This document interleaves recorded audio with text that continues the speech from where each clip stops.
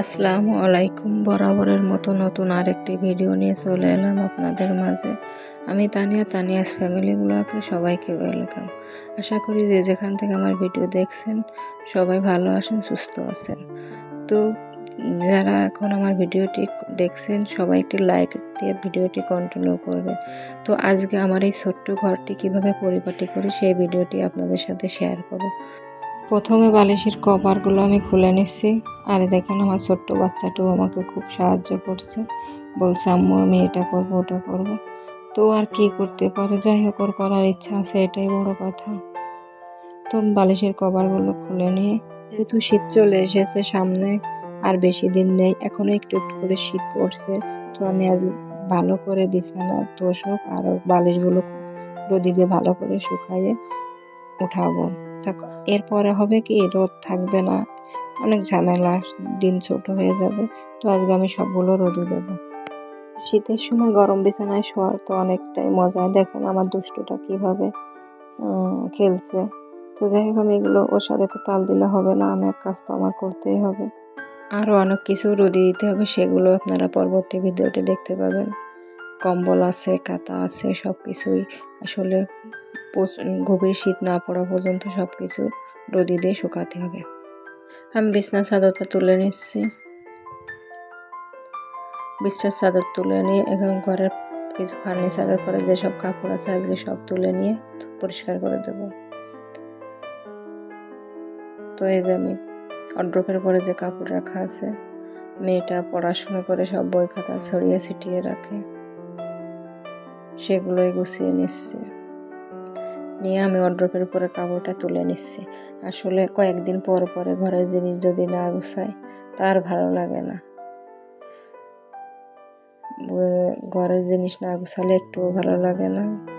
জিনিস গুছাবো তো ঘুমাবো, এমন একটা অবস্থা। তো সব আমি কাপড়গুলো তুলে নিছি, এখন আমি তোষকটা উঠাইয়ে রোদে দেব।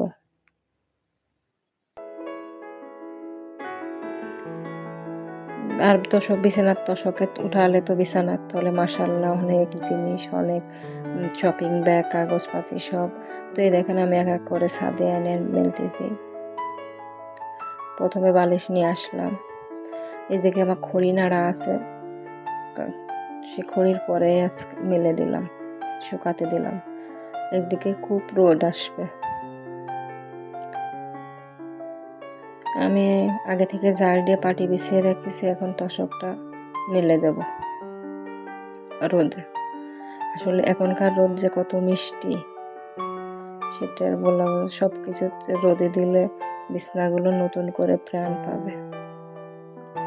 আর ঘরে বিছনা অনেক ধুলো থাকে, কারণ আমার যে ছোট্ট একটা বাচ্চার এই বিছনার পরেই তার খেলার মাঠ, খাওয়ার টেবিল, পড়ার টেবিল, এই বিছনাটাই সব। তো সেটা ধুলো দেখেন কত ধুলো উঠেছে। তো ফিরে এলাম ঘরে। আমি এখন সব এক এক করে সব গুছাই নিচ্ছি। যে কাগজ ছিল, ছিল, কারণ যেটাই হাতে হয় একটু বিছনাটা উঠোয় বিছনা তুলে রেখে দিই। একটা শপিং ব্যাগ হয়, বিছনা উঠোয় বিছনার নিচে রেখে দিই। আমি বিছনার পরে সব কাপড় উঠাইয়ে এখন আমি ঘরটা ঝাড়ে নিচ্ছি, উপরে চারিদিকটা ঝোলকালি ভেঙে নিচ্ছি। আর একটা সাইড গোছাবো আর একটা সাইড গোছাবো না, তা কি হয়। এখন আমি এই নিচের তোষকটা ঝাড়ু দিয়ে নিচ্ছি। আর এই তোষকটা ভীষণই ভারী। তো দেখতে থাকুন আমি কিভাবে আমার এই ছোট্ট ঘরটাকে পরিপাটি করি। ফিরে আসছি একটু পর।